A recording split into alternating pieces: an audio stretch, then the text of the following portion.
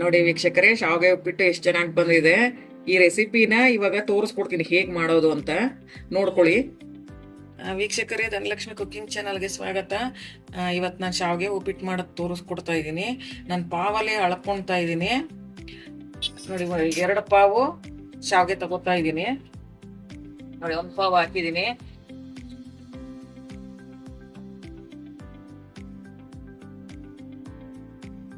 ನೀವು ಬೇಕಾದ್ರೆ ಕಪ್ಪಲ್ಲಿ ಬೇಕಾದ್ರೂ ಹಳ್ಕೊಂಡು ಹಾಕೋಬಹುದು. ನಾನು ಪಾವ್ನಲ್ಲೇ ಹಳ್ಕೊಂತ ಇದ್ದೀನಿ. ನೋಡಿ, 2 ಪಾವು ಶಾವಿಗೆ ತಗೊಂಡಿದ್ದೀನಿ.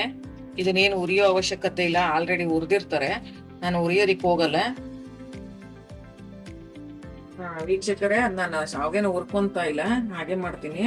ಮೊದಲು ಬಾಣ್ಲಿಗೆ ಎಣ್ಣೆ ಹಾಕೊಳ್ಳಿ. ಈಗ ಮಸಾಲೆ ಐಟಮ್ ಹಾಕೋದಿಕ್ಕೆ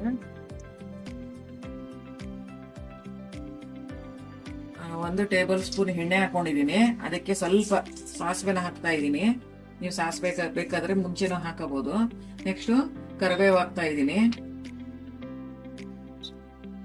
ನೋಡಿ ವೀಕ್ಷಕರೇ, ಇವಾಗ ಈರುಳ್ಳಿ ಹಾಕೊಳ್ಳಿ. ಒಂದು 4 ಈರುಳ್ಳಿ ಹಾಕೊಂಡಿದ್ದೀನಿ.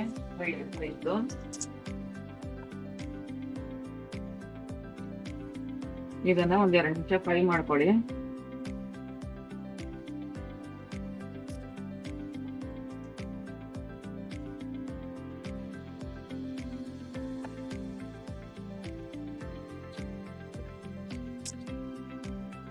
ಈಗ ವೀಕ್ಷಕರೇ, 2 ನಿಮಿಷ ಫ್ರೈ ಆಗಿದೆ.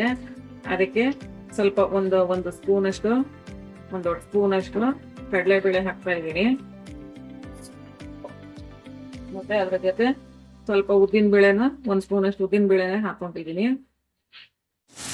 ಈಗ ಅದನ್ನ ಫ್ರೈ ಮಾಡ್ಕೊಳ್ಳಿ 1-2 ನಿಮಿಷ. ವೀಕ್ಷಕರೇ, ಇವಾಗ ಸ್ವಲ್ಪ ಈರುಳ್ಳಿದು ಹಸಿ ವಾಸನೆ ಹೋಗಿದೆ. ಇದು ಹಸಿ ವಾಸನೆ ಹೋಗೋವರೆಗೂ ತರಕಾರಿನ ಹಾಕೊಳಕ್ ಹೋಗ್ತೀನಿ. ಈಗ ನಾನು ಅದಕ್ಕೋಸ್ಕರನೇ 1-2 ನಿಮಿಷ ಹಸಿ ವಾಸನೆ ಹೋಗೋವರೆಗೂ ಫ್ರೈ ಮಾಡ್ಕೊಂಡೆ. ಇವಾಗ ಕ್ಯಾರೆಟ್ ಮತ್ತೆ ಬೀನ್ಸ್ ಕಟ್ ಮಾಡಿ ಇಟ್ಕೊಂಡಿದ್ದೀನಿ, ಅದನ್ನ ಹಾಕ್ತಾ ಇದ್ದೀನಿ.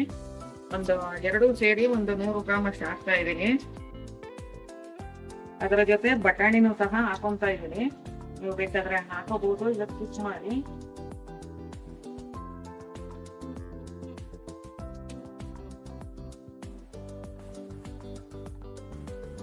ಈಗ ಅದನ್ನು ಸಹ 1-2-3 ನಿಮಿಷ ಫ್ರೈ ಮಾಡ್ಕೊಳ್ಳಿ. ಯಾವತ್ತೂ ಅಷ್ಟೇ ಈರುಳ್ಳಿ ಹಸಿ ವಾಸನೆ ಹೋಗೋವರೆಗೂ ತರಕಾರಿ ಹಾಕಕ್ ಹೋಗ್ಬೇಡಿ, ಇಲ್ಲ ಅಂದ್ರೆ ಈರುಳ್ಳಿ ಚೆನ್ನಾಗಿ ಬೆಂದಿರಲ್ಲ.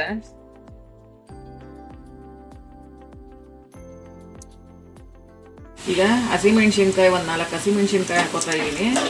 ಈಗ 3 ನಿಮಿಷ ಫ್ರೈ ಆಗಿತ್ತು, ಅದಕ್ಕೆ ಹಸಿಮೆಣಸಿನ್ಕಾಯಿ ಮಿಕ್ಸ್ ಮಾಡ್ಕೊಂಡೆ.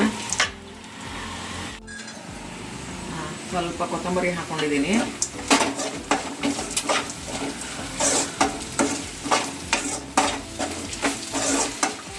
ಜಾಸ್ತಿ ಏನು ಫ್ರೈ ಬೇಕಾಗಿಲ್ಲ, 1 ನಿಮಿಷ ಸಾಕು.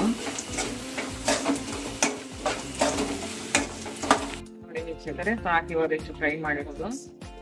ಇವಾಗ ನಾನು 2 ಪಾವಲ್ಲಿ ತಗೊಂಡಿದ್ದೆ, 2 ಪಾವು ಶಾವಿಗೆ ತಗೊಂಡಿದ್ದೆ. ಅದ್ರ 2ರಷ್ಟು ನೀರು ಹಾಕ್ಬೇಕು. ನೋಡಿ, ಇವಾಗ ನಾನು 4 ಪಾವು ನೀರು ಹಾಕೊಂತೀನಿ. ಪಾವಲೆ ಅಳತೆ ಮಾಡ್ಕೊಂಡಿದ್ದು, ಅದೇ ಅಳತೆನಲ್ಲಿ ಅಂದ್ರೆ 2ರಷ್ಟು, ಅಂದ್ರೆ 2 ಪಾವು ತಗೊಂಡಿದ್ದು, ಇಲ್ಲಿ 4 ಪಾವು ಹಾಕ್ತಾ ಇದ್ದೀನಿ.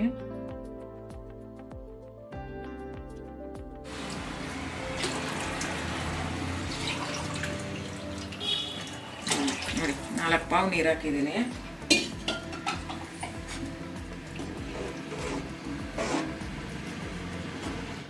ವೀಕ್ಷಕರೇ, ಇವಾಗ ಇದಕ್ಕೆ ನಾನು ಮ್ಯಾಗಿ ಮಸಾಲ ಹಾಕೊತಾ ಇದ್ದೀನಿ. 1 ಟೇಬಲ್ ಸ್ಪೂನ್ ಅಷ್ಟು ಮ್ಯಾಗಿ ಮಸಾಲ ಮಿಕ್ಸ್ ಮಾಡ್ತಾ ಇದ್ದೀನಿ.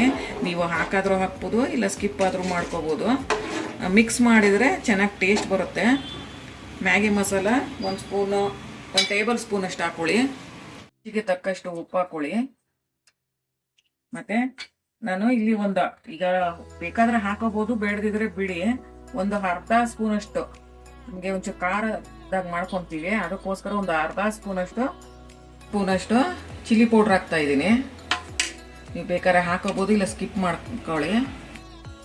ಹಾಗೆ ಸ್ವಲ್ಪ ಅರಶಿನ ಪುಡಿ ಹಾಕೊಂತ ಇದ್ದೀನಿ. 1/2 ಸ್ಪೂನ್ ಅಷ್ಟು ಅರಶಿನ ಪುಡಿ ಹಾಕೊಳ್ಳಿ, ಸಾಕು. ಈಗ 5 ನಿಮಿಷ ಇದು ಕುದಿಯಕ್ ಬಿಡಿ. ಇದೆ, ಒಂದ್ 2 ನಿಮಿಷ ಕುದಿಸ್ಕೊಂಡಿದೀನಿ. ಇವಾಗ ಶಾವ್ಗೆನ ಹಾಕ್ತಾ ಇದ್ದೀನಿ.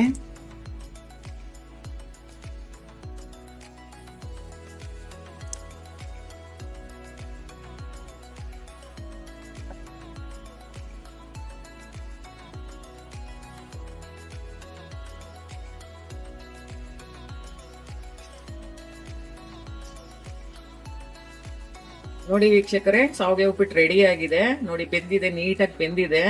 ನಿಮ್ಗೂ ಈ ರೆಸಿಪಿ ಇಷ್ಟ ಆಗಿದ್ರೆ ನೀವು ಸಹ ಒಂದ್ಸರಿ ಟ್ರೈ ಮಾಡಿ, ಮತ್ತೆ ಬೇರೆ ನಿಮ್ ಫ್ರೆಂಡ್ಸ್ ಕೂಡ ಶೇರ್ ಮಾಡಿ, ಮತ್ತೆ ಲೈಕ್ ಮಾಡಿ, ಸಬ್ಸ್ಕ್ರೈಬ್ ಮಾಡಿ.